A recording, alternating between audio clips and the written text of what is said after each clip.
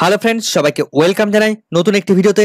এই মুহূর্তে যে গুরুত্বপূর্ণ আপডেটের দিকে নজর রাখবো সেটি হচ্ছে স্কুল সার্ভিস কমিশনের চাকরি বাতিল মামলার শুনানিতে বড় আপডেট। 26,000 চাকরি বাতিল মামলাটি আজ শুনানির জন্য লিস্টেড ছিল শেষের দিকে। তো শুনানি নিয়ে সংশয় তৈরি হয়েছিল যে শুনানি হবে কিনা, কিন্তু শেষ মুহূর্তে এই মামলাটি লাস্ট আওয়ারের দিকে শুনানির জন্য ওঠে কোর্ট নাম্বার 1-এ।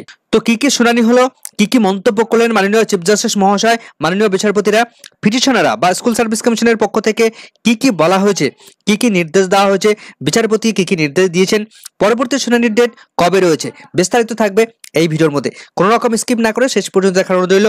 চ্যানেলটিতে নতুন হলে অবশ্যই একটু সাবস্ক্রাইব করে রাখার অনুরোধ রইল এবং অবশ্যই একটু লাইক করে যাবেন। তো চলুন বিস্তারিত আমরা জেনে নিই। তো আমরা জানি স্কুল সার্ভিস কমিশনের 26,004টি স্তরের চাকরি বাতিলের মামলাটি শুনানির জন্য আজ 316 নম্বর সিরিয়ালে লিস্টেড ছিল। লাস্টের দিকে থাকায় এই মামলাটি শুনানি নিয়ে সংশয় ইতিমধ্যে আমরা দেখেছি, সংশয় তৈরি হয়েছিল, কিন্তু তা সত্ত্বেও যেহেতু লাস্ট আওয়ারে উঠেছে তাই সামান্য শুনানি হয়েছে। তো সুপ্রিম কোর্টে এসএসসি চাকরি বাতিলের এই মামলাটির ডায়েরি নাম্বার আমরা দেখতে পাচ্ছি 18822/2024-এর।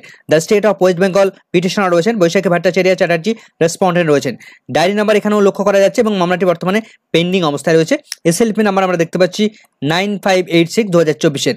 তো মামলাটি প্রেজেন্ট এবং লাস্ট লিস্টেড হয়েছে আজকের দিনেই 24/9/2024 তারিখে honourable chief justice DY Chandrachud sir, অন্যদিকে JB পার্ডিওয়ালা স্যার, অন্যদিকে মনোজ মিশ্রা স্যার, তাদের বেঞ্চে এই মামলাটি শুনানি হয়। মামলাটির স্টেজ বর্তমানে দেখতে পাচ্ছি মোশন হিয়ারিং বা ফাইনাল ডিসপোজালের পর্যায়ে রয়েছে।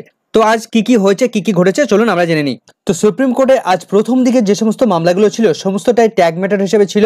তো আজ সকালের একদম ফার্স্ট আওয়ারে যে সমস্ত মামলাগুলোকে মেনশন করিয়েছিলেন সেই সমস্ত মামলার লয়াররা, সেই সমস্ত মামলাগুলো মূলত শুনানি হয়েছে আজ। সেই মতো আমরা একদিকে দেখেছি যে আপার প্রাইমারি মামলা, সেই মামলাটি মেনশন করানো হয়েছিল বলে সেটি শুনানি হয়েছে, এবং অন্যদিকে স্কুল সার্ভিস কমিশনের এই মামলাটি সেটাও মেনশন করানো হয়েছে। তার জন্যই কিন্তু আজ উঠেছিল সুপ্রিম কোর্টে কোর্ট নাম্বার 1-এ। তো 294 যে মামলা ছিল লিস্টেড, সেই মামলাটি দীর্ঘ টাইম ধরে কিন্তু শুনানি চলছিল, সেটা আমরা দেখছিলাম। তো আজ এসএসসির মামলাটি ওঠার সম্ভাবনা খুবই কম ছিল, তা সত্ত্বেও এই মামলাটি কিন্তু শুনানির জন্য কিছুটা উঠেছে। তো একদম লাস্ট আওয়ারে দিনের প্রায় শেষ পর্যায়ে, শুনানির প্রায় শেষ পর্যায়ে বেশ কিছু লয়াররা তারা কোর্টরুমে এসে উপস্থিত হন এবং তারা জানান যে ওয়েস্ট বেঙ্গলের এরকম একটা স্কুল সার্ভিস কমিশনের যে মামলা, সেই মামলার কথা তারা স্মরণ করিয়ে দেন বা বিস্তারিত বিষয়টা একটা উত্থাপন করেন। তখন মাননীয় বিচারপতি চিফ জাস্টিস মহাশয় তার স্মরণে এলো যে হ্যাঁ, ওয়েস্ট বেঙ্গলের একটা ম্যাটার রয়েছে এরকম।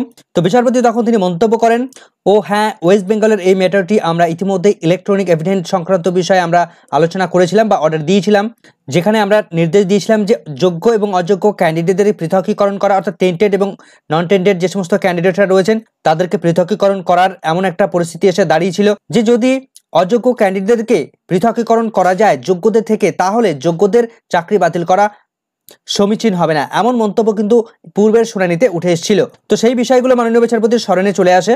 তখন বিচারপতি বলেন যে তাহলে যোগ্য এবং অযোগ্য ক্যান্ডিডেটদের পৃথকীকরণ করা যাবে কিনা সেই ম্যাটারটি, তাই তো? ইয়েস মাই লর্ড, ওয়েস্ট বেঙ্গলের স্কুল সার্ভিস কমিশনের সেই সেম ম্যাটারটাই। তো লয়াররা আরো বেশ কতগুলো তথ্য তারা তুলে ধরেন যে শুধুমাত্র এই যোগ্য এবং অযোগ্য ক্যান্ডিডেট ছাড়াও আরো বেশ কিছু বিষয় রয়েছে এই মামলার সঙ্গে। কোনো তথ্যের বৈধতা সংক্রান্ত বিষয় 65B যে এভিডেন্স রয়েছে, যে ল রয়েছে, সেই সংক্রান্ত বিষয়গুলো এর সঙ্গে কানেক্টেড রয়েছে। তো বিচারপতি তখন বলেন যে হ্যাঁ, এই সমস্ত বিষয়গুলো তো সব একসঙ্গে কানেক্টেড বিষয় রয়েছে, টোটালটা একসঙ্গে শুনানি হবে।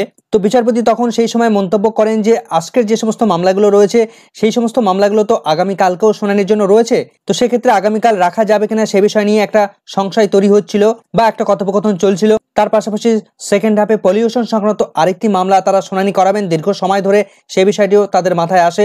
তো কালকে কিভাবে শুনানি হবে সে বিষয় নিয়ে একটা প্রশ্নচিহ্ন, একটা ভাবনা চিন্তা চলছিল। তো তারপর অন্যান্য বিষয়ে তারা কথোপকথন করছিলেন। তো কথোপকথন থেকে যেটুকু উঠে এলো যে বোঝা গেল যে আগামীকাল সমস্ত দিনটায় অন্যান্য মামলাগুলো শুনানি তারা করাবেন এবং সেগুলো প্যাক্ট অফ শিডিউল রয়েছে, সেখানে এই মামলাটিকে ঢোকানো খুবই ডিফিকাল্টিস হয়ে যাবে তাদের পক্ষে।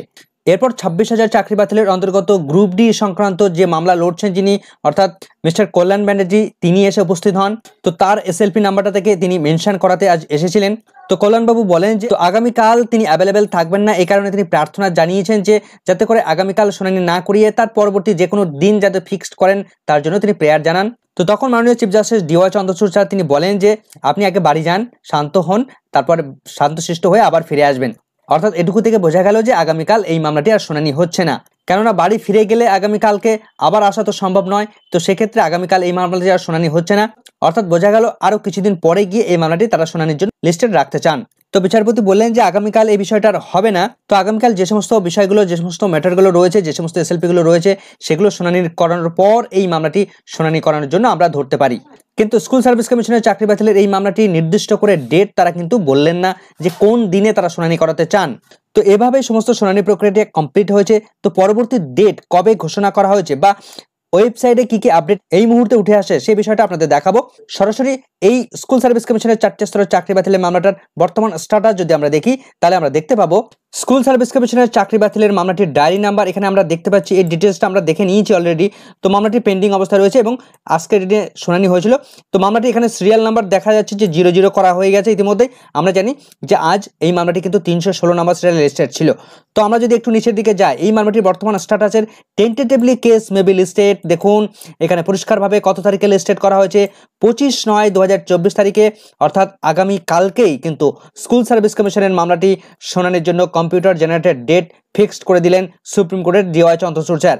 এখন দেখা যাক এই মামলাটি লিস্টেড হয় কিনা, লিস্টের মধ্যে কানেক্টেড হয় কিনা, বা কত নম্বর সিরিয়ালে লিস্টেড আসে সেদিকে আমাদের নজর থাকবে। যদি প্রথম দিকে এই মামলাটি লিস্টেড থাকে তাহলে কিন্তু বিস্তারিত শুনানি হবে। যদিও প্রথম দিকে এই মামলাটি শুনানির জন্য লিস্টেড রাখার সম্ভাবনা খুবই কম রয়েছে, তার কারণ বিভিন্ন মামলাগুলো প্যাকড আপ অবস্থায় রয়েছে।